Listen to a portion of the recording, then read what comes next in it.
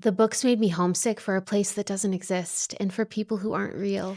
I finally read A Court of Thorns and Roses for the first time a couple of months ago, and I wanted to make a video about my thoughts on this series because I have so many. I'm going to start with the good, and then I'll ease into a bit of criticism. So, a bit of context on me. I haven't read fiction in a really long time, and I consider myself an on and off reader. Like, I might read a book while on vacation or read a self-help book here and there. But I think I forgot how incredible it is to read a story. ACOTAR is a really good story. But to be honest, my first impression was more along the lines of, this is fun, it's suspenseful, but it's fluff. And I wasn't sure if the reason why I wanted to continue reading was because I was manipulated in a way by the suspense. Did I just really want to find out what happened next? Or did I find the books genuinely good? The line was a little bit blurry for me at first, but by the second book, I was all in. First off, I just love the characters. I love Feyre's grit, and I loved that it was a girl going on the hero's journey. I felt like as I was reading these books, I took on the perspective of someone coming into her strength and purpose. And that stuck with me a long time after I finished the books. I also really like how art and Feyre's artistic perception acted like a second narrator to Feyre's inner world. When she saw the world in light and color and composition and imagined painting it, we knew that she was doing okay. But when she stopped seeing the world in terms of a painting, we knew she was struggling. And I just love the ambiance that Sarah J. Maas has created in these books. I feel like I have these vivid memories of the spring court on summer solstice, or eating at an outdoor cafe in Valeris. And of course, I love the friendship and the found family aspect of the inner circle. And I loved how faded and world-altering the romances were.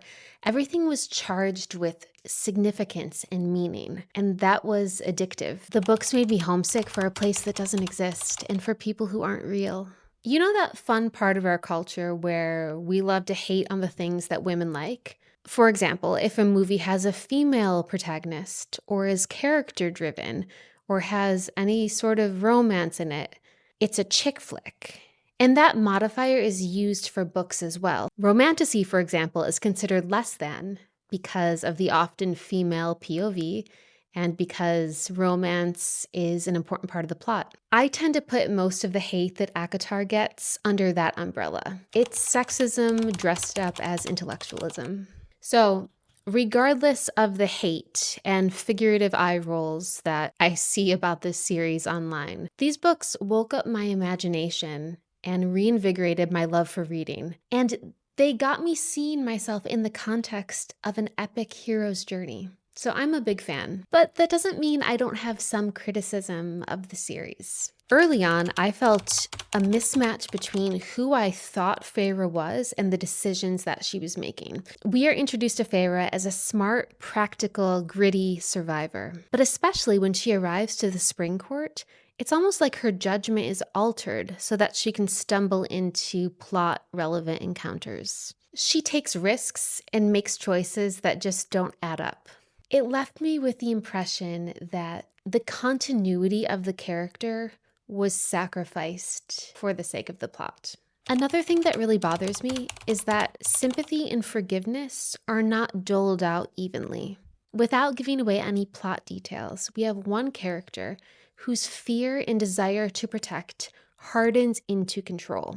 And then we have another character with the same motivation, fear, and the desire to protect. And this character uses coercion and manipulation to do so. The consequences are different. One character's actions end up being a lot more harmful than the other character. However, it's pretty clear that both of the characters are operating under the ends justify the means logic. And both do cause harm, but one character ends up demonized, and the other character ends up the entirely forgiven hero. It's like the story wants me to experience one act of control as a violation and another act of control as a path to healing and love, because that's how the character experiences it. But I just don't fully buy that. My next criticism relates to the idea of necessary evil. There are endless examples of characters having to do truly terrible things: murder, torture, manipulation, in order to prevent something worse from happening. But sometimes, when the circumstances are deeply unjust, like when the females of a warrior race are mutilated to suppress their power, and one of the characters has the ability to intervene, but chooses not to because they feel that it would be crossing a moral line. It's inconsistent. I have questions. I guess the theme is inconsistency because the next criticism has to do with the inconsistent use of magic.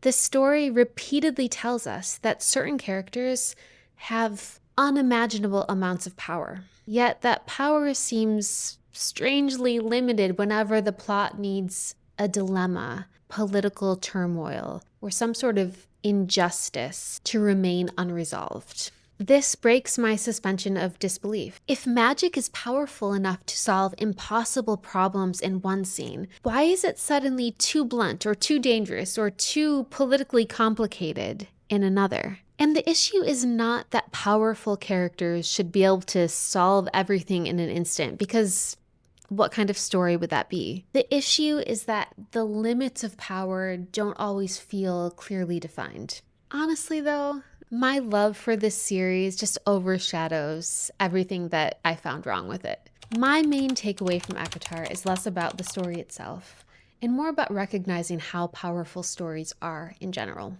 Stories enter our minds through a different channel than language does alone. I know that sounds silly because stories are literally made of language, but there's something about a story taken in as a whole that has different access to our emotions. Here's what I mean. Language itself is a pointer. It is a way to communicate. It is a way to symbolize or represent something. The word love points to the highest degree of affection and care between two beings. But the word is not the thing itself. There's no essence of love inside the word love. But if I tell you a story about two people fated to be together, you'll witness it or conjure up your own memory of the thing that the word love could only ever point to. I think stories take root in us because regardless of how fantastical they are rooted in something true about the human experience, in something that matters a whole lot to us, like love, purpose, belonging, good versus evil. People read stories for entertainment, of course, but I think they also read stories to witness the emotions and experiences that mean so much to us. And reading ACOTAR reminded me of that. It turned me into a reader. Are the books perfect? No. But there's a reason so many people love them. If you've already read and loved these books, I'm going to link 2 videos that I think that you'll really like.